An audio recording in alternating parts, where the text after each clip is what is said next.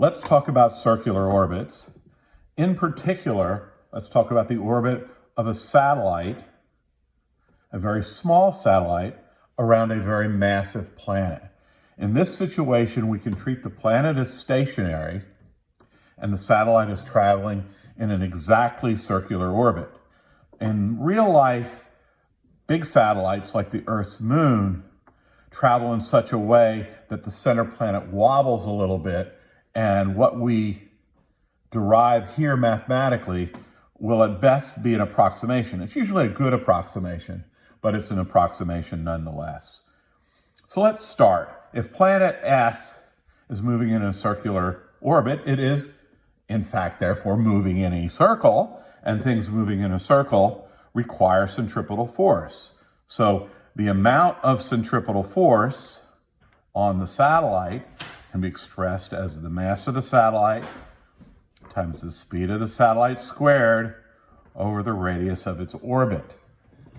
And the centripetal force in this case has to be supplied by gravitation, universal gravitation.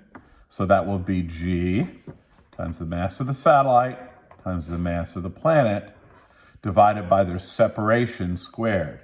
Now note, in general, this R and this R are not the same distances.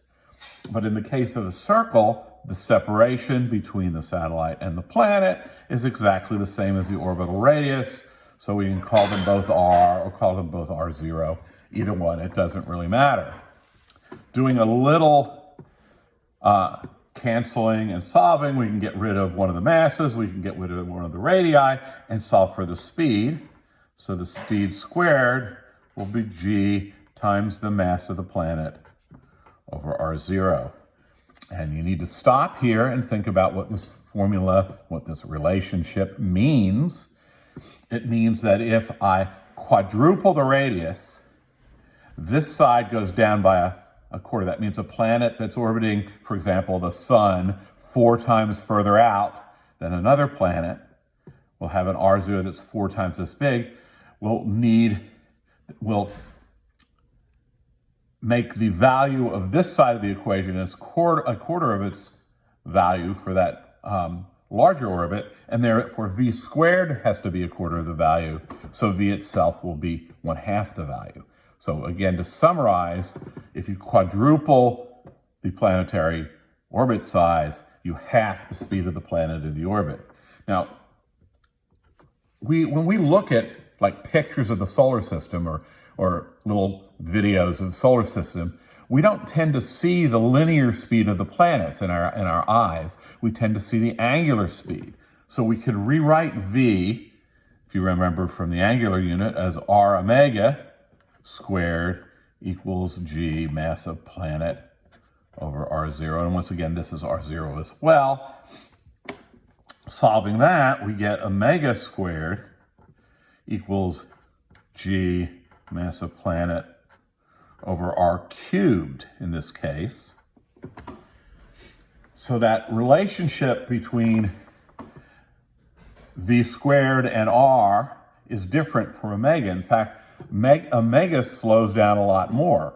If you quadrupled R over here, that would be 4 cubed, which is 64. So this side would go down by a 64th. So the omega would not be 1/2, but it would be an 1/8 in this case. So that relationship between omega squared and G mass of the central planet over R cubed is different, and it will lead to the orbit appearing much, much slower for the outside planets. And if you take a look at any video of the solar system, go online and do that after we talk here, you'll see how much slower the orbits of the outside planets appear. I'm going to put 2 of these relationships in boxes because they're that important. And I'm going to continue with the V relationship, because very often what we're interested in is the relationship between the orbital radius and the period. I can get period in here because V, for anything moving in a circle, is the circumference over the time, or 2 pi r over the period. And let's insert that. So we'll have 4 pi squared r squared over t squared. that's the v squared side, equals g mass of planet over the radius. This is, again, r0. All these radiuses are the same. We can shuffle this around, and we get to a very, very famous historical formula, which we'll talk about in a second. We get r cubed over t squared equals g mass of the planet over 4 pi squared. And the reason we shuffled it around is that everything on this side is the same for every satellite around the Earth, for example, because the mass of the Earth doesn't change, or every planet that orbits the sun. This GMP over 4 pi squared is a constant, which says that for all planets, for example, r cubed over t squared is the same. For all artificial satellites around the Earth, r cubed over t squared is the same. This is called Kepler's third law, this behavior of r cubed over t squared. And an important historical thing is that Kepler didn't do this the way we're doing it now. We're deriving it from Newtonian physics, which is 50 to 100 years after Kepler's time. Kepler did this purely by observation. He went out night after night after night and measured the angular position of all the planets he could see from the Earth, backed out what their position would have to be with respect to the sun, and it took him about 20 years to come up with this relationship, that r cubed over t squared was the same for all the planets. We use this, one way we can use this Kepler's third law, and I'll put a little star by this one in a box because this one is so useful. You want to remember it, and it's not going to be given to you anywhere. None of these box relationships are given to you in testing situations. They're things you'll be expected to derive. But here's how we use the r cubed over t squared. We can use special units for this. Let's look at r cubed over t squared for the Earth around the sun. We know that the Earth takes a year to get around the sun, so I'm going to put years in the denominator, 1 year squared.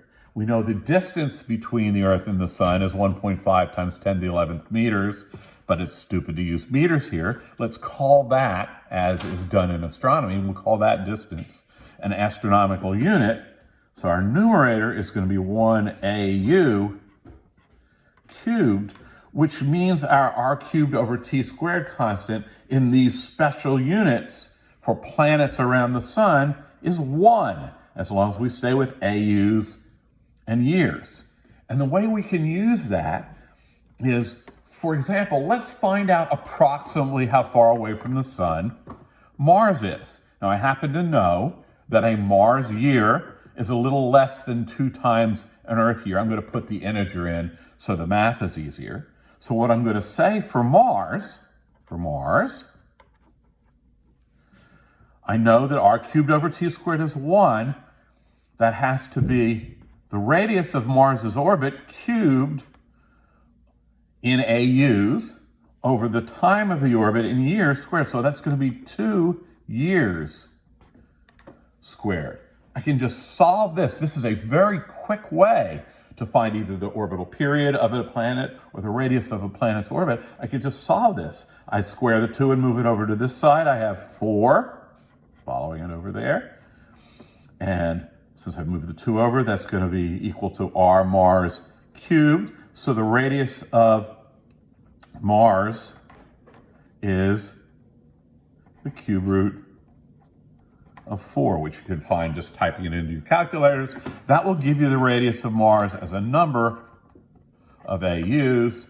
And you know that 1 AU is equal to 1.5 times 10 to the 11th meters. You don't have to know that. You can look it up and find an orbital radius, for example. So what we've talked about here is circular orbits, how centripetal force is provided by gravity, how that leads us to Kepler's third law about r cubed over t squared, and how r cubed over t squared can be useful in a calculation.